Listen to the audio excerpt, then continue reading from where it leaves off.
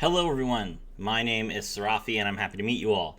And today we're going to be going over the patch notes for Legends of Runeterra, the new patch 6.2. Very exciting. We got two new champions to talk about, as well as a new event, finally.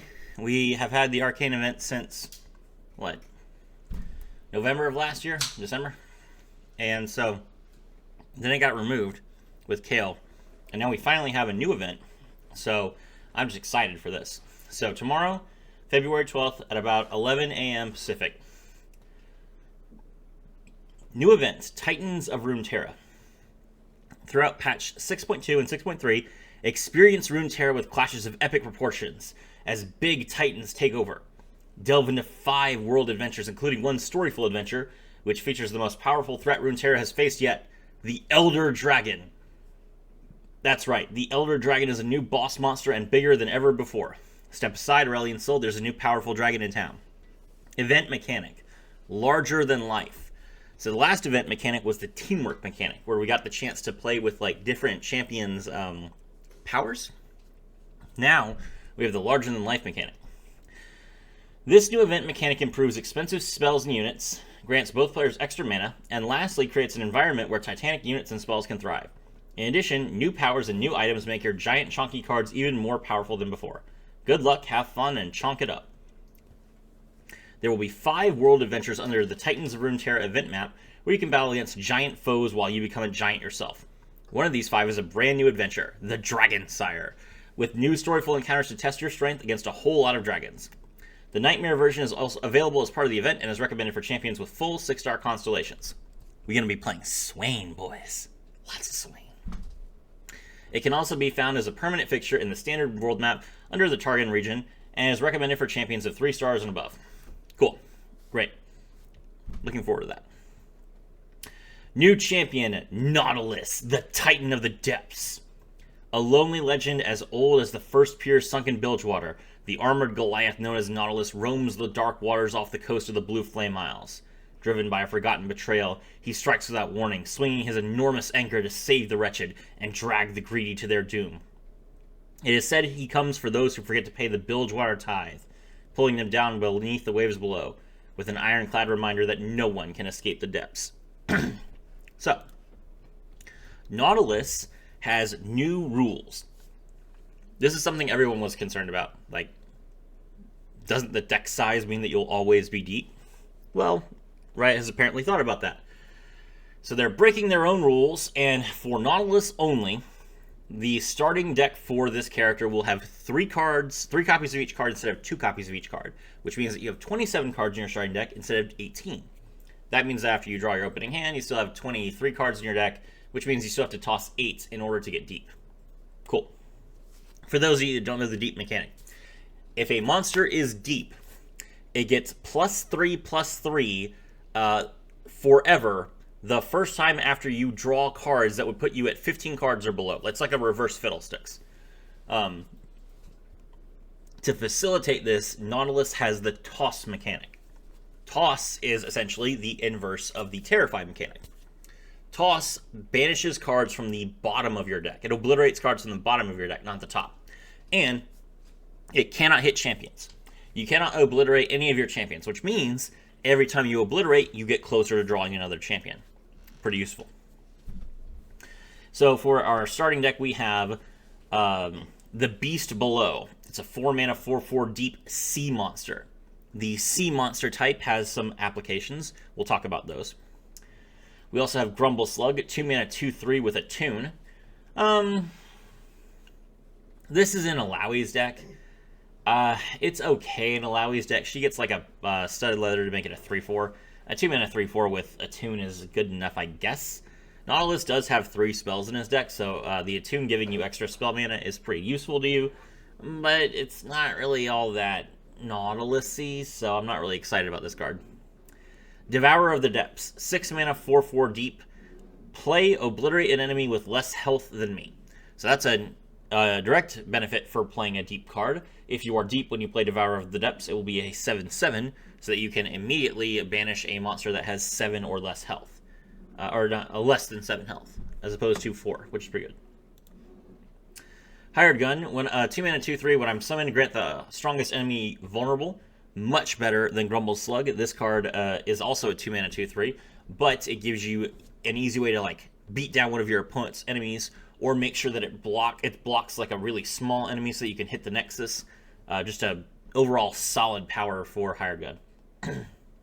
And then Dreg Dredgers, which is a 1 mana 2/1. When I'm summoned to toss 3. So remember, toss is obliterate the X number of cards from the bottom of your deck that are not champions. So if you summon Dreg Dredgers, there's 3 of them. You summon all 3 of them, then you get to obliterate the bottom 9 cards of your deck, which would put you at 18. And then you draw cards. So you will be deep if you play all 3 Dreg Dredgers. Next up, we have Heavy Metal. 2 mana slow spell. Destroy a unit's equipment and deal 2 damage to it. This is not good. Destroying a unit's equipment is very specific. And for 2 mana, you would want to deal probably, if you're only able to hit enemies and not able to hit the enemy player, you'd want to deal somewhere between 3 and 4 damage. The destroying a unit's equipment is probably worth about 2 damage, but only if you have a target, and you're not really going to have any targets. So they better put something good on this. Even if they give it not Tear of the Gods, Mana Potion, so it only costs 1 mana, I feel like that wouldn't be good enough. 1 mana to deal 2 damage is not, that's not a card you would play. You would just cut that card. So, we'll see. Next up, we have Salvage. 4 mana burst spell, toss 2 to draw 2. That's insane. That's fantastic, especially with his 3-star. We'll talk about that. So, Salvage, ace card, top tier. And lastly, Lure of the Depths. 3 mana burst spell, reduce the cost of sea monster allies everywhere by 1, and then draw a sea monster. Cool. So if you spend 3 spell mana, you can make your Beast of the Depths cost 3. You can make your Devourer cost 5, and then you just get other discounts. So this is a perfectly fine card to go in Nautilus's deck. We will need to get more sea monsters in the deck. Hopefully, Nautilus, one of Nautilus's stars, will give allies, followers that you acquire in adventures that are 4 cost or higher, have Diving Helmet, which is deep, and I'm a sea monster. We'll see. And lastly, let's talk about Nautilus himself. Nautilus is a 7 mana 0/12 with Fearsome and Tough. And you might think he's fearsome. He has 0 attack, but he can't be blocked. What's up with that? You're right. But don't worry. It's also interesting that Nautilus himself does not have deep. I don't know why. But to be fair, okay, that does make his relic a little bit better. The fact that Nautilus himself does not actually have deep is a little bit, that makes it a little bit better, but not too much better. All right, but Nautilus levels up when you are deep. And then, when Nautilus levels up, he copies all tossed allies that cost 4 or more and put them back into the deck. So every unit that you tossed, every unit that you obliterated from the bottom of your deck that cost at least 4 mana, goes back into your deck. Now, that will take you above 15 cards, but it doesn't matter. As long as you have hit deep at some point during the game, you are deep for the rest of the game. It changes your deck. Your deck is now deep. So you could put 20 cards back into your deck after you become deep. You will still be deep. His leveled up form is a 7 mana 13/13 with Fearsome, Tough, and Sea Monster allies you play cost 4 less, which is disgusting. That is ridiculously powerful. That means that you can play your Beast Below for 0. You can play Devour the Depths for 2. Your support champions will probably have Diving Helmets. They'll probably be sea monsters, which means that you can play them for 4 less. If you get Draven as a sea monster, he's deep, 3 mana 6/6 with quick attack and overwhelm potentially. Yeah, just a crazy option. So I do think that Nautilus will be quite good. His powers, let's talk about these. Echoes from the Deep. Deep gives an additional +1/+1 for every 10 cards you've drawn or tossed. Pretty good. So let's say that you have to toss 20 cards to get deep, you have to toss and draw 20 cards to get deep. That means deep now gives +5/+5 as opposed to +3/+3. Great, perfect, amazing. And then the Endless March. +1 starting mana. Until you are deep, whenever you draw a card, toss 1. Like I said, we were going to get into how his powers made his other cards better. So Nautilus has 2 spells that draw him cards. He's got the Sea Monster buff spell into the Lure of the Depths, which reduces the cost of your Sea Monsters by 3 and then draws the Sea Monster. You draw the Sea Monster, then you toss 1. Endless March, and then you play Salvage. Toss 2, then you draw 1, toss 1, draw 1, toss 1. That means you draw 6 cards, essentially, from your deck. 4 of them are getting tossed, but regardless. You have 6 less cards in your deck for 4 mana. That's very, very powerful. Echoes from the Deep 2. Deep gives an additional +1/+1 for every 5 cards you've drawn and tossed. Now that is some serious damage. Let's say that you've tossed 20 cards. Your Deep gives +7/+7. That is absurdly powerful. So yeah, very interesting abilities, and I like them a lot. Your 4-star is a rare power that's being added to the game called Fortifications. Your Nexus is tough. Cool. We have a epic version of this called Defense Spending, which is your Nexus is tough, and then your the equipped champion is a tech unit that gets augment. So yeah, cool. This is fine. Mana Flow. Game start, get a mana gem. And then lastly, Rising Tides. Each round, the first time you draw or toss a unit with a cost less than or equal to your mana gems, create a copy of it in play. That is terrifying. So, oh right, I forgot to I forgot to mention Endless March. Game start, toss until your deck has 40 cards. I forgot to mention that. It's very important. So you can discover like 60 cards in the game, and you will just toss all of them. They're all gone. And then so the more cards that you toss, obviously, the more powerful your Deep is. So you actually want to get as many cards in your deck as possible, and that's leading a lot of people to say, well, you could play Stacked Deck, which is a epic relic. It gives your equipped champion +1/+1 for, or no, not your equipped champion. Every card, every ally has +1/+1 for every 20, either 20 or 30 cards that start in your opening deck. So yes, Stacked Deck plus the Endless March, tossing like 20 cards at the start of the game makes you very, very dangerous with the Deep, Echoes from the Deep. So Rising Tides is also just, it's really rewarding you for having a lot of cards in your opening deck so that you can summon a random 2-drop that's going to be really good for you. And then you just, every turn, you're going to draw, you're going to toss, you're going to get a 3-drop, a 4-drop, a 5-drop, a 6-drop, a 7-drop, you know, whatever you want. Really, really good. Nautilus's relic is Treasures of the Deep. Deep, and I am a sea monster. So Nautilus can potentially have Deep, which does make him a little bit like bigger, but he's a 13/13. I don't really know that stats are all what Nautilus needed. When I'm summoned, if you aren't Deep, toss equal to my cost. So you summon Nautilus and you toss 7. It kind of makes me scared that they've tested this and they think this is something that we want. If Nautilus needs to toss 7 more cards on turn 7 just to get Deep, that's not good. That's really not good. So, I don't know that this will be all that useful.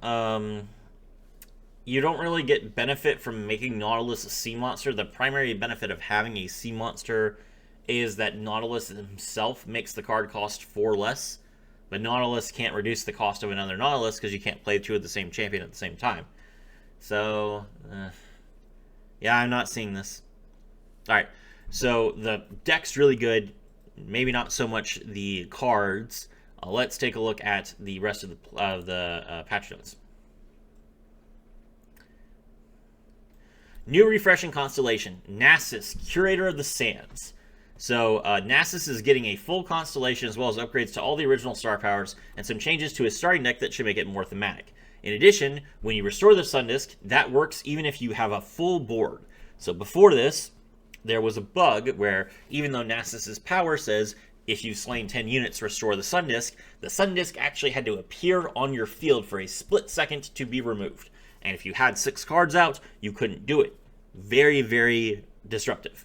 So now you can do it even if you have 6 cards, which is very good. All right. Let's go over the changes to his deck real quick. So they're removing Bloodthirsty Marauder, which was a 1-mana 3/3, and adding Bakai Reaper, which is a 1-mana 2/3 with Fearsome and whenever you slay a unit, get +1/+0, which is really thematic for Nasus.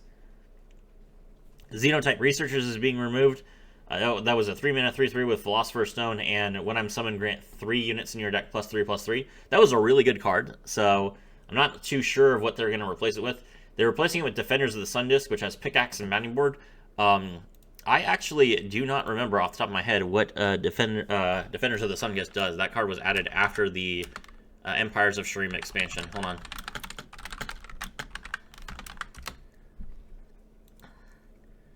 Defenders of the Sun Disk, 2 mana, 2/2, Daybreak, draw a Defenders of the Sun Disk. So it literally draws you another copy. It's an elite for some reason, even though it's a Shuriman card. 2-mana 2/2, Daybreak, draw a Defender of the Sun Disk. Wait, that's weird. So it's an elite, which is an Amasian tribe. It has Daybreak, which is a Targonian keyword, and it's a Shuriman card. And it's a 2/2, which is not good. Interesting. Okay. Alright, so now it's a 2-mana 4/2 that draws a copy of itself, and it has Bounty Board, so if it gets slain, you summon a random 1-drop. Not good. This is much worse than Xenotype Researchers. They're replacing Ruin Runner, which is a 5-mana 6/3 with Overwhelm and Spell Shield that got Savage Shield to make it a 7/6 and Chain Vest to give it Tough, which was disgusting. For Rampaging Bakai, which is a 5-mana 4/6 that has play if you've slain at least 4 units this game, an ally and I strike each other with Dragon Tooth and Hearty Rations, which gives it Fury and +1/+1, I'm a Dragon, Fury, and Regeneration, which is really good. So it's not as good as Spell Shield and Overwhelm, but it is pretty good. I guess they're thinking that maybe Overwhelm is less valuable now that everyone has the Beast Within, which is fair. So yeah. They're removing Quicksand, which everyone is upset about, which was 3 mana to give an enemy -4 attack and remove all its keywords, or 2 units -1 attack and remove all their keywords until the end of the turn. And they're replacing that with Weight of Judgment, which is a 3 mana spell that does 2 damage to an enemy champion or 4 damage to a follower. And has Morellonomicon, which is deal damage as Gloom. So 3 mana to give an enemy follower -4/-4. Very deadly ability. Lastly, they're taking Exhaust, which has Hand Sensor, which is give a card in your hand +1/+1, and changing that to Elixir of Skill, which is draw a card. Since they took away Philosopher's Stone off of the Xenotype Researchers, that's very needed, so fine. This is good. Changes to the star powers.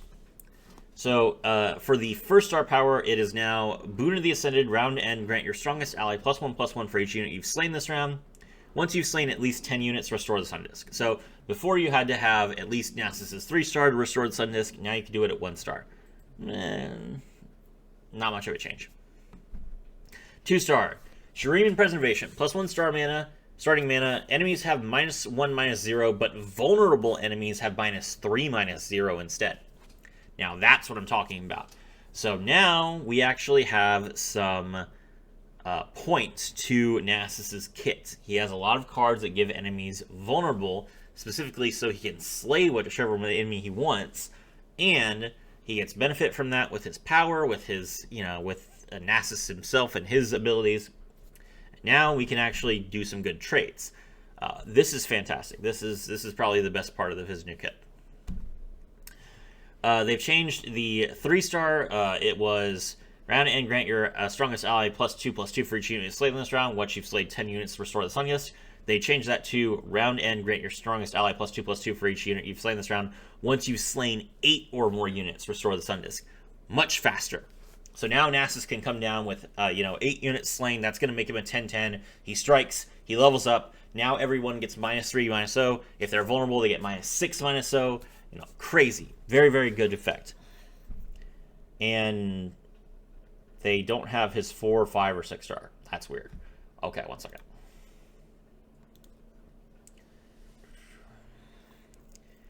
Where is the dog?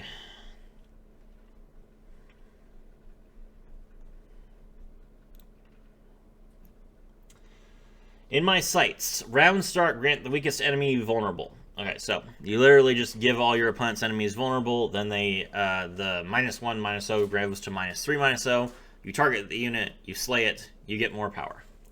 And then the 6-star is Soul Reclamation. When you slay a unit, reduce the cost of every card in your hand by 1 to a minimum cost of 1. When you restore the Sun Disc, grant allies everywhere +5/+5. That's disgusting. Reducing the cost of every card in your hand by 1. So Nasus is kind of like... I've said this before to a friend of mine. Nasus essentially reminds me of a weaker version of Volibear. He can't make his units cost 0, which is a huge drawback. He doesn't buff his units in hand. Instead, he buffs the units that are already on the board. And it's only by 2/2 for each card that you've slain, which is very similar to how Doom of All works for Volibear. And they both get in my sights, which is round start, grant your weakest enemy vulnerable. The only difference is that Volibear has AoE and Nasus does not. And also Volibear is a 10/10 and Nasus is a 2/2. So I think they will play very similarly, and it's quite possible that that's going to be highlighted in the Titans of Runeterra event. I bet that the 5 fights that we're going to get are Nasus, Nautilus,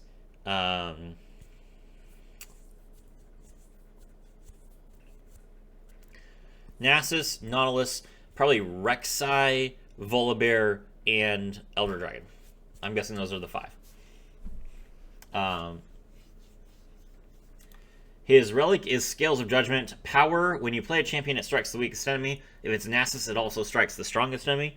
So this is very similar to Stalker's Blade, except it applies to every champion instead of just the champion that you equip it on. That is a very interesting idea. Obviously, Nasus coming down and striking 2 units is ridiculous. Like, Nasus will just clean the board off.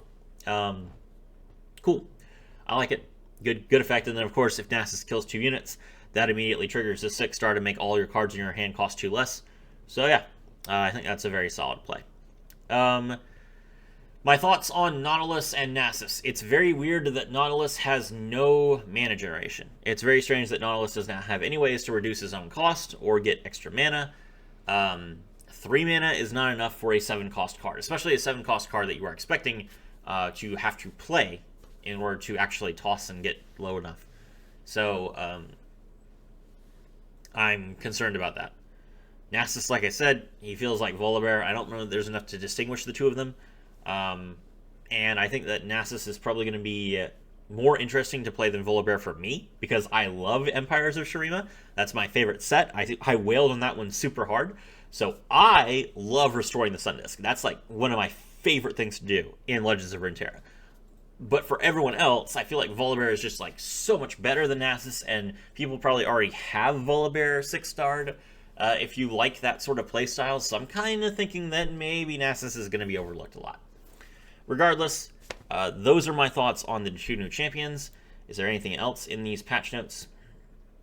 There are a bunch of new items that are targeted at expensive units and expensive spells, and we cannot see them. None of them have been updated. There are also new player and enemy powers, which I assume are tied to the larger-than-life ability. And changed map. Many new and existing bosses and mini-bosses have been added to the pool for weekly adventures and weekly nightmares. Many new and existing powers have been added to the pools for weekly 3-star and 4.5 weekly adventures. Okay, so they've updated the automatic generation for like the new areas to have new stuff. Cool. Items. Change the requirements of many items to make some weaker items unable to show up on units that cost 6 or more. Right. If this is true, and you did not screw this up with your skeleton crew that doesn't know how to code things, that is amazing. The fact that you could get like a 6-mana 6/6 dragon in a shop, and its item was studded leather that gave it +1/+1 was terrible. Now that we're like, okay, minimum phage, probably Titan's Axe, so you get like a 6-mana 9/9, or maybe you're more likely to get like Shadow Totem, or maybe Elusive. You just get like the better items on the higher cost cards. Not only does that make higher cost cards more useful, it makes the champions who focus on higher cost units like Nora and Vi that have Ancient Coin on higher cost cards more powerful. Great. This is amazing. I think that Volibear and Nasus will especially benefit from this, and Viego. So, if you have it so that the stronger cards have stronger items, then that draws a clear delineation. Hopefully one of these items that I can't see. Hopefully one of these many items that I can't see is a Chalice of Harmony for units, because that's what we're really missing. We're missing a an item that makes like 8 cost cards cost 3 less, which is something that we have for spells but not for units. So I mean, if that's in the game, then we're gonna pop off, and then Elder Dragon will actually be good. So we'll see. Bug fixes, nothing important. All right, cool. That is the patch notes. I'm looking forward to this. I will be streaming or playing Titans of Runeterra, and I'll show you guys. I'll do a 6-star run against Elder Dragon, and I'll probably showcase me winning a match, like winning a 5-star area with either Nasus or Nautilus, whichever. I have Nasus at 3 stars already. It'll probably be Nasus. My name is Serafi, and I was thrilled to have all of you with me.